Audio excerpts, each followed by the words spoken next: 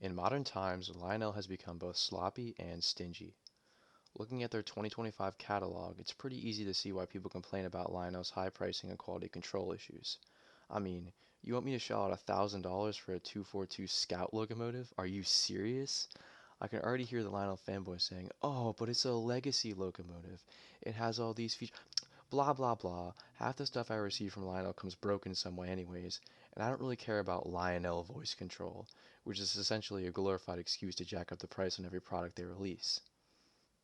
If, like me, you're on a budget and want a good foundation to build your layout from, I couldn't blame you for assuming that Lionel starter sets would be a good option. But boy are you wrong. Lionel releases what is essentially the same Pennsylvania Flyer set every year, headed by that god-awful USRA 080 that makes me want to gouge my eyes out. The price goes up every year, but you get the same train. The 2025 Pennsylvania Flyer set, or whatever it's called now, comes with a total of 4 cars, including the tender for the benefit of the doubt, a small loop of track, and a whopping 54-watt plug-in transformer that's compatible with the glorious Lion Chief system. The price? Oh, a cool $400. How is that at all reasonable? I'd pay at max $250 for a set like that. Never mind the fact that the locomotive and tender are made of the cheapest plastic known to man. I have zero clue how Lionel keeps getting away with this, because these prices are blatantly ridiculous. If you don't want an 080, Lionel also spams RS3 locomotives, which are just as crappy as the 080 anyways, so why would you want it? I mean, the quality has fallen off a cliff, and you get almost no bang for your buck. This has all led me to wonder, has Lionel always been like this?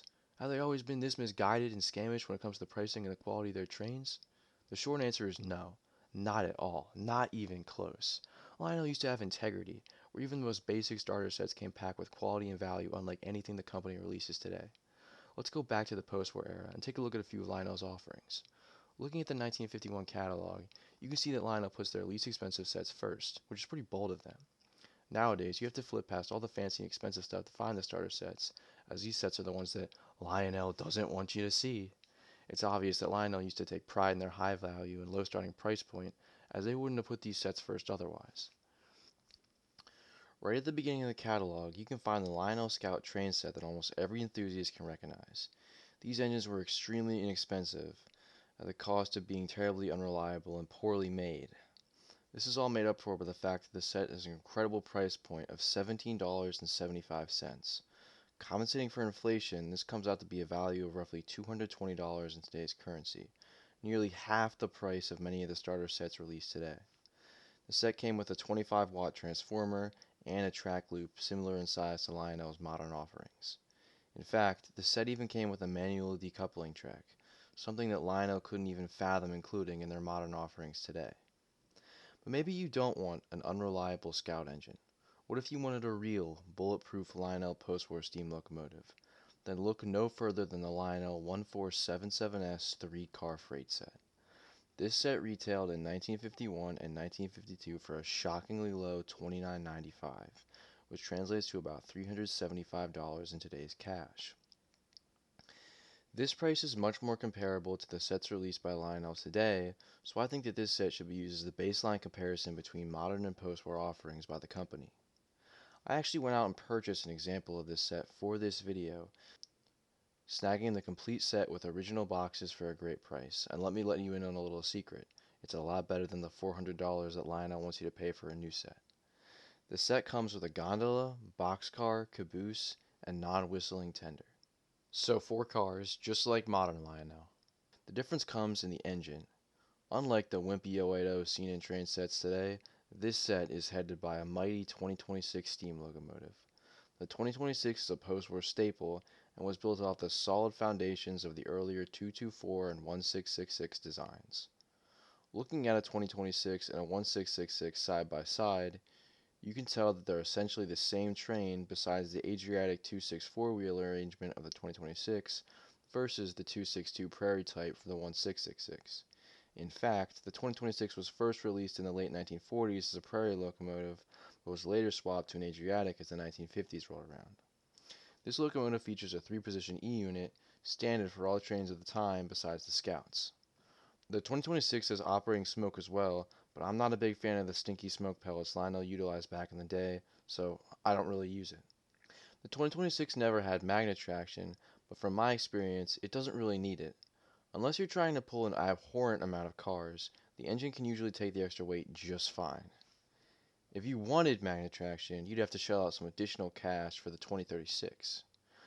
I don't have a 2036 on hand, but I do have its sister locomotive, the 2037, which replaced it in catalogs after 1953. The 2026 and 2037 are essentially the same engine, with the only difference being the addition of magnet traction on the 2037. I will admit that the 2037 can definitely pull a few more cars, but I don't think the 2026 is a weak locomotive by any means. In fact, it can outperform one of my many USRA 080s, which embarrassingly comes equipped with traction tires, which don't really do much, let's be honest. Moving on to the rolling stock, we first take a look at the tender. I'm going to be honest with this one, it's pretty disappointing. The lack of a whistle feature is very unfortunate, and I would have been much more impressed if Lionel paired this set with a 6466W or a similar whistling tender. The tender does look good though, with the Lionel Lines graphic still holding up nicely after all these years. The gondola and boxcar are both relatively basic, with plastic shells tacked on the metal frames. Both cars have electro-couplers, as well as all-metal trucks, which I can't say the same about in Lionel's modern offerings. Do you really, have to put plastic trucks? I mean, it's terrible. I don't, it's terrible. That's all I can say. I really like the white coloring in the Baby Ruth boxcar, as I think it makes the lettering really pop out. The caboose is a pretty standard Lionel 6017 outfit, with this mold and tooling being used for most of Lionel's future existence. In fact, I've got about 5 or 6 cabooses that are literally identical to this one besides the paint scheme. My caboose appears to have been tampered with, as these weird prongs almost seem like someone attempted to install a light in the caboose at some point, but failed to fully implement their design. The caboose also features electrocouplers, which is a nice feature that later sets didn't have. Overall, the set is respectable and offers much more quality and value than Lionel's current starter sets. But what about track, I hear you asking? Well, this came with 3 027 straights, 8 curves, aka a circle, and 1 automatic decoupling track. The inclusion of the decoupling track is a wonderful addition, as other animated cars such as the operating wood car can also use this track section, making the layout easily expandable and upgradable. All of this is powered by a Lionel 1034 transformer, a 75-watt transformer that is extremely respectable even today, and especially back then. Funnily enough, this transformer gives you more power than the 54-watt wall blocks Lionel uses for Lion Chief today. How embarrassing.